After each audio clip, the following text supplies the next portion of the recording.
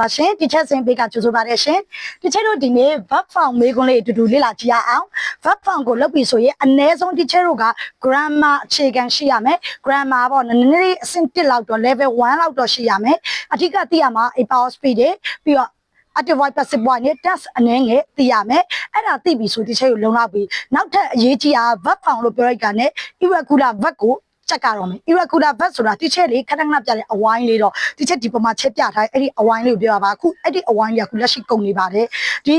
verb form စာအုပ်လေးကလည်းကုန်တော့ပါမယ်ဒီ verb form စာအုပ်ကလည်းအုပ်ရ30ပဲကျန်တော့တယ်ဒါလေးကုန်ရင်တော့ဒီချက်ကတော့အနည်းဆုံး2ပတ်3ပတ်ထပ်ပြီးတော့စောင်းရပါတော့မယ်အခုကတော့ဒီပေါ်ကဒီလန်ဒန်အိုင်းလေးကပေါ့နော်ကုန်သွားပါပြီမရှိတော့ပါဘူးဒီချက်ကိုစောင့်ရမယ်ဆိုချက်ဒီလားကုန်မှရမယ်လို့ချက်ကပြောချင်ပါတယ်ဟုတ်ကဲ့ပါโอเคတော့ဒီချက်တို့ verb form လေးအတူတူလေ့လာကြည့်ရအောင် verb form ကိုလေ့လာပြီးဆိုရင်အရေးကြီး formula 10မျိုးနဲ့အဓိကကြက်လိုက်ရုံနဲ့ရတယ် formula 10မျိုးကအရန်ကိုလွယ်တယ်ဒါအခြေခံ level ပါတဲ့ကလေးတွေပို့ပြီးတော့အဆင်ပြေတဲ့ဟာလေးပါပြီးပြီ yesterday I black at school at 9 am ကဲဘာပါလဲအဓိက yesterday ပါတယ် yesterday ပါပြီဆိုဒီချက်တော့ formula နံပါတ်ဘယ်လောက်လဲဆိုတော့ तू က yesterday ပါ formula နံပါတ်6 yesterday let's go this morning one for a time the day before in 2000ပါပြီဆိုရင် what do သုံးတယ်ဒီမှာ what do ပါ BB ရဲ့ what do BB ရဲ့ what do က BB ကဘာကိုပြောရလဲ at is are အဲ့ဒါ verb 1ကိုပြောတာ verb 2ကဘာကိုပြောရလဲ was where okay I ဒီဘာနဲ့တွေ့လဲ I ဒီ subject အများလို့ပြောတယ်ဒီချက်က I ကို subject အများဆိုတော့ verb အများက was နဲ့ where မှာ where လို့ပြောကြမယ်ပေါ့နော် I where လို့ထင်မှားမယ်ပေါ့ဘာဖြစ်လို့လဲဆိုတော့ I နဲ့ပတ်သက်လာပြီဆိုရင် I က BB နဲ့ပတ်သက်ပြီဆိုရင်အနည်းကိန်းဖြစ်တယ် I ဒီ BB နဲ့ပတ်သက်ပြီဆိုရင် verb 1မှာဆို I ဆို am နဲ့တွဲပြီးတော့ verb 2မှာဆို I ကို was နဲ့ပဲသုံးတယ်ဘာဖြစ်လို့လဲ I က BB နဲ့ပါလာပြီဆိုရင်အနည်းကိန်းဖြစ်သွားတယ်ကျန်တဲ့ဟာဆိုရင် I ကအများကိန်းလို့ပြောချင်တယ်သိရမယ်နော်အဲ့ဒါအရန်ရေးကြည့်တယ် I was at school at 9 am ဆိုပို့ပြီးတော့အဆင်ပြေပါတယ်နောက်ခု baby ဒီ pattern တွေက baby pattern တွေပဲချက်ပြပြပေးတယ်ဒါ hot season black very hot နွေရာသီကအရန်ကိုပူတယ်ဒါမှန်တယ်လေဒါလုံးဝကို present simple tense လုံးဝဒီပေါ့နော်မှန်ကန်တဲ့ရိုးရိုးပြစ္ဆုတ်ပံကာလလုံးဝမှန်တယ်တဘာဝအဖြစ်ပြပဲနွေရသည်ပူတယ်တဘာဝအဖြစ်ပြပဲအဖြစ်ပြတစ်ခုပါလာပြီဆိုဒီ test ထဲမှာပါတယ်အဲ့ဒါဆို verb 1အနေများသုံးတယ်ကဲနွေရသည်ကဒါအနေမို့လို့ပြီးဒီပါလဲ is နွေမိုးဆောင်300တီရှိရနွေရသည်ကအအနေမို့လို့ is the hot season is very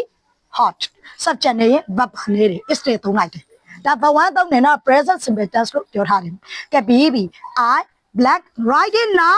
English noun ပါတယ်ပါလဲ noun ပါတယ် noun ပါရင်ဒီချက်ဒီမှာထပ်ပြီးပြောချင်တာအဓိကပါလဲဆိုတော့ noun ပါပြီပေါ့နော် noun ပါပြီဆိုဒီချက်တို့က noun မှာ noun a present at this moment state today lot listen continually be wait don't miss annoy be quiet ပါပြီဆိုရင်တော့ amid subject ရန်ကြီး3လို့ဒီချက်ကဒီမှာပြောပေးထားတယ် okay noun ပါရင် amid subject ရန်ကြီး I ဆိုရင်ပါသုံးမယ် am သုံးမှာပေါ့ am သုံးမယ် am I am but ရန်ကြီးဆို be ပြရရန်ကြီးက be ရင်ဒါကြောင့်မလို့ဒီချက်က verb form လို့ပြောလိုက်တာနဲ့ irregular verb လေးရမယ်လို့ပြောချင်တာဒီမှာ irregular verb ကစာမျက်နှာ9နဲ့6မှာရှိရဲ့အဲ့ဒါအဓိကချက်ကမဲ့အရာပေါ့နော် G5 ကနေ G20 သုံးဝင်တယ်ဒီချက် G5 အတွက်မြင့်နေမလားကျမတို့ကလေးတွေမမြင်ဘူးနော်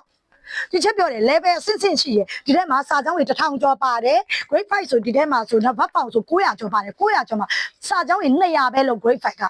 grade 6ဆိုရင်စာကြောင်းရင်250 300ပဲလို့ grade 7 grade 8 grade 9 grade 10အဲ့လိုမျိုးနည်းနည်းချင်းစီတော့သွားဒါပေမဲ့ grade 5မှာတော့စာကြောင်းရင်အနည်းဆုံး200လို့ okay ဒီချက်ပြရှင်းလား test မှာလည်းအဲ့တိုင်းပဲ test မှာစာကြောင်း900ကျော်ပါတယ်သူလည်း200ပဲလို့အဆင်ပြေတယ်ဟိုမပြော sorry test မဟုတ် word form မှာပြောတာ verb form မှာစာကြောင်းရင်200 word form မှာ200 test မှာကြတော့ သူကအကုန်လောက်ကမှာပေါ့နော် test ကကြတော့ဒီ3တန်းစပြီးလေ့လာမှာအခုခေတ်ကလေးတွေအတွက်ဒီ verb form word form လဲ3တန်းစပြီးလေ့လာရမယ့်ဟာတွေ basic level တွေကသေချာလောက်ကမှာအခုခေတ်က grammar level 0ပေါ့နော်မရဘူးဆိုရင်တော်တော်မိမိကလေးအတွက်အင်္ဂလိပ်စာပေါ့နော်ဒီအတန်းကြီးလာလေးပို့ပြီးတော့ညံ့လာလေးဖြစ်သွားလိမ့်မယ်။ဘာကြောင့်လဲဆိုတော့ကလေးကအဖြေဝလွတ်ချက်လိမ့်မယ်။ဒီထဲမှာတော့ဒီ writing skill ရအရန်ပုံများလို့ဒီချက်တွေက grammar ကိုဒီချက်ကပို့ပြီးတော့အသာပေးထားခြင်း ဖြစ်ပါတယ်ပြီးတော့နောက်ခုကဒီချက်ဒီမှာ re-rate ကလည်းမှာစာကြောင်းကြီး300ကျော်ပါတယ်100ပဲလို့အဆင်ပြေလို့ပြောခြင်းနဲ့ဒါကြောင့်မလို့မိမိကလေးက grammar level 1လောက်ထိရှိအခြေခံပါပြီဆိုတော့ဒီချက်ဒီစာအုပ်နဲ့အုပ်နဲ့ဒီနွေရာဒီမှာလေ့လာလိုက်ရုံနဲ့မိမိကလေးဒီ grammar level 2 3လောက်ရှောက်မှပြေချပါရဲ့ရှင်အားလုံးကျေးဇူးအများကြီးတင်ပါတယ်အော်ပြောအောင်မယ်နော်ဒီဘတ်ပေါင်ကလည်းကုံတော့မယ်ဒီတန်းဆက်ကလည်းကုံတော့မယ်ကြောင့်မလို့အမြန်ဆုံးမှားရဲ့သူကအမြန်ဆုံးရပါမယ်နောက်မှမှားရဲ့လူကနောက်တစ်သုတ်မှရပါမယ်နောက်တစ်သုတ်ဆိုရင်တော့တီချာတို့ကပြောချင်တော့ဟိုပေါ့နည်းနည်းလေးရက်ကြာပါပေါ့နော်တလားကြရင်ကြာမယ်လာဝက်ကြာလည်းကြာမယ်ကြောင့်မလို့နည်းနည်းလေးနှေးွားတဲ့ခါကျချက်ဒီကလေးပြောချင်ပါတယ်အခုကတော့ခုတီချာခုပြထားတဲ့လန်ဒန်အိုင်းလေးကတော့လုံးဝကုန်သွားပါပြီပေါ့နော်ဒီပေါ့နော်ဒီလကုံလောက်မှရမယ်လို့ချက်ပြောချင်ပါတယ်အားလုံးကျေးဇူးအများကြီးတင်ပါတယ်ရှင်